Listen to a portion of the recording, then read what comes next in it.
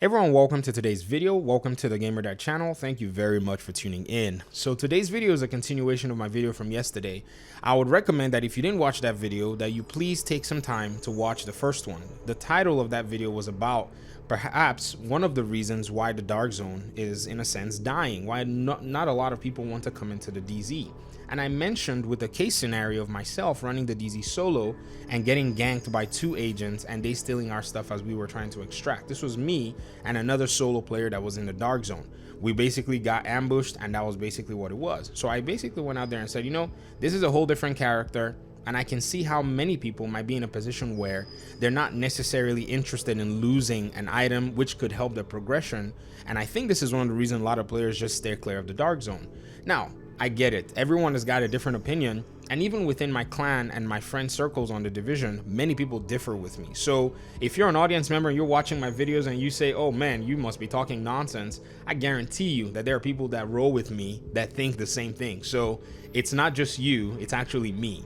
But I wanted to go ahead and continue because I said something in that video where I said, you know, one of the biggest things was, none of my friends nor my clanmates were with me at the time that I was actually playing during the day. But by evening, some of them eventually joined in. So Gmo and Red, who are two of the lieutenants in the LCN clan, they showed up and they said, yo, what are you doing? I said, well, I'm working on, you know, getting some XP and just farming whatever I can get my hands on, trying to get some DZ credits as well.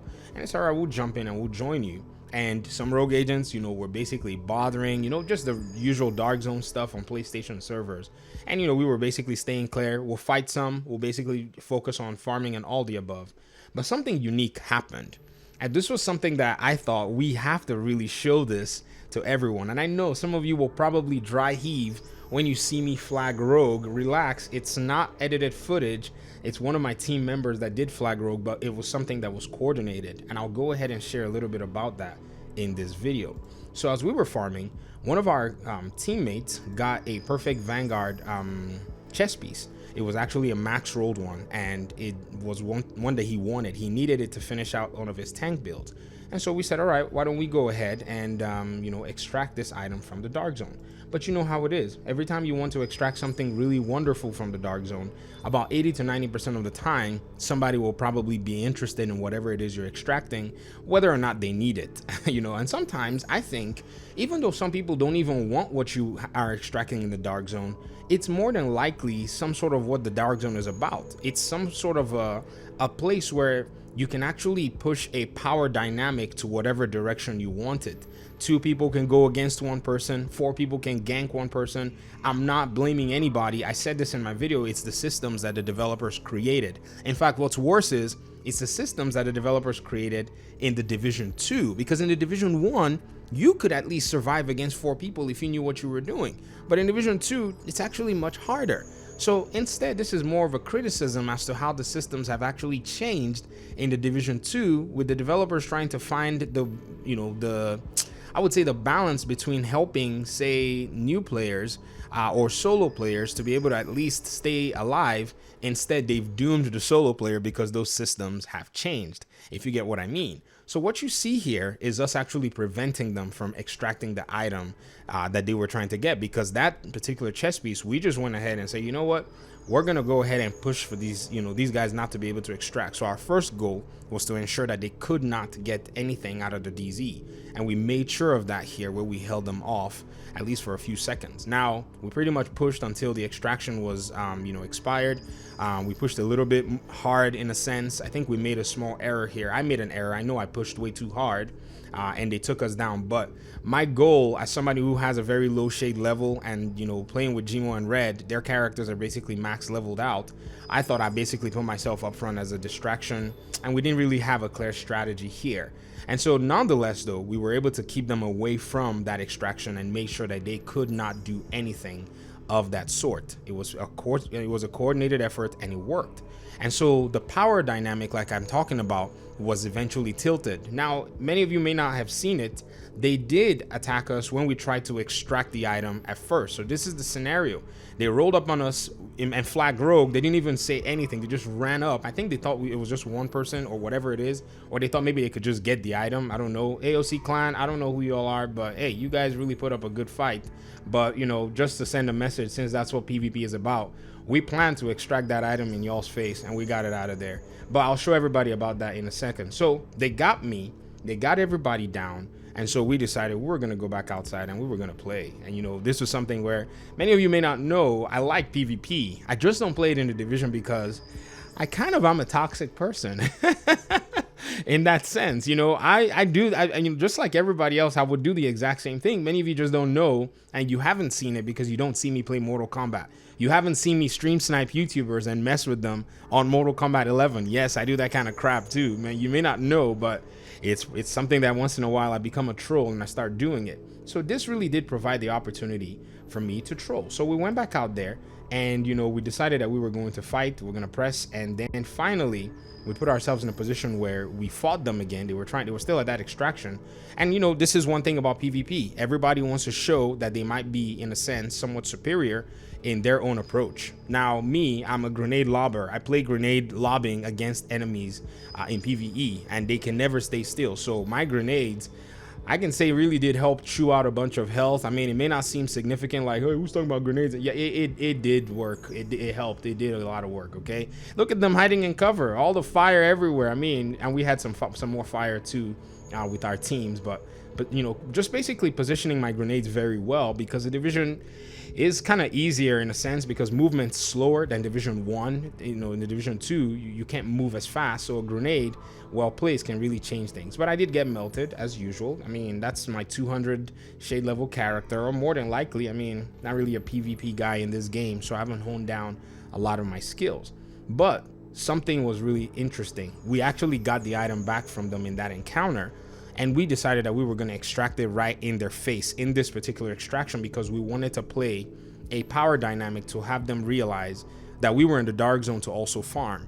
So I guess this is something that's different for a lot of us, you know, especially on the PvE side. We don't necessarily see the PvP from this perspective. I do, and many of the times I don't necessarily want to engage in it, but this was the thing where we were like, we want to get this particular chess piece out of the dark zone, and we were gonna get it out regardless. So this time we played tactically. We actually used you know, this particular funnel. Red, the strategist, said, yes, just use this funnel. We're gonna call the extraction right at the edge, and we're just going to fight. Then we're gonna guard. Someone's gonna put their items on the rope, and we're just gonna make sure that everybody is kept away.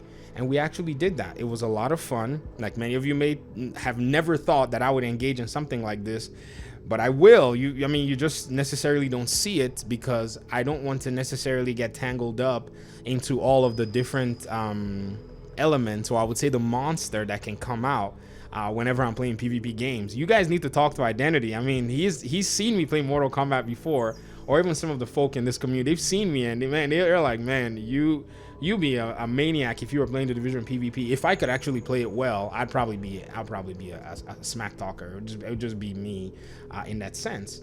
But this is something that many people don't necessarily consider in depth when they're talking about what the PvP in the Division looks like. Anyone can learn it. Anyone that can shoot an enemy NPC, that can land good headshots, you can learn the PvP, especially the way that the developers have actually made this game very interesting. So with the Division 1 and the Division 2, you know, in many video games, and let's just go into a little bit of video game technicality. So in many video games, what developers would do is they go ahead and they make their characters have similarities, both the player character and the enemy characters.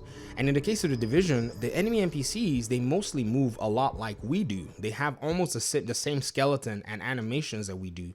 And so even from you just playing the PvE of the game, it's almost easy for you to take everything you know into the PvP. There's nothing really special about Division 2's PvP. Division 1's PvP, on the other hand, not only did we move slightly differently from the enemy NPCs, we also had a lot of different mechanics that you had to master to actually have you stand out. So in the Division 2, all you got to do is take a weapon and beam somebody, and whoever beams the longest and the most accurate kind of sort of wins, because almost everyone's rocking similar builds in the Dark Zone at this stage. I know it sounds crazy, but it is just the way the developers went ahead and developed the PvP. Whether it's good or bad, I think you guys will have to judge for yourselves. So in that essence, in engaging in the content, one of the best things that's been really, revealing to me is, as much as I do like PvP and I like the way the division is in the PvE side, the reason I don't engage in the PvP is because some of the elements, they kind of cross over, and that crossover, I'm not really a big fan of it. I wish they would have their elements in some sort of a box. What the box is, I don't really know. And this is not me. I know many may interpret this as me asking for a PvE DZ. I'm not. I don't necessarily care for that. There's a lot of PvE to do. I don't think we need a PvE DZ in the Division 2. But this is basically my own perspective so far. Now, I will tell you, my perspective could change. You may find out that, and it is changing in many cases. It's just not necessarily where many PvP players would want for it to be, and I get it. But this is basically why the Division community is a very interesting community. We have different opinions. Even within the PvP community, there are different opinions about things, and it's nice for us to go ahead and talk about them. But anyways, I'll stop this video here, and I'd love to hear your thoughts in the comment section. Comment below, let me know what you think. If you really think that, this power dynamic is something that has deterred you, or it's something that you leverage and capitalize on, well, let me know how and why you do so, because it's important that we hear each other out if we really want to make this game the best and full experience that it can actually be. Talk to you guys in another video. I appreciate you guys' time and audience. Thank you so much for watching the video. Peace out.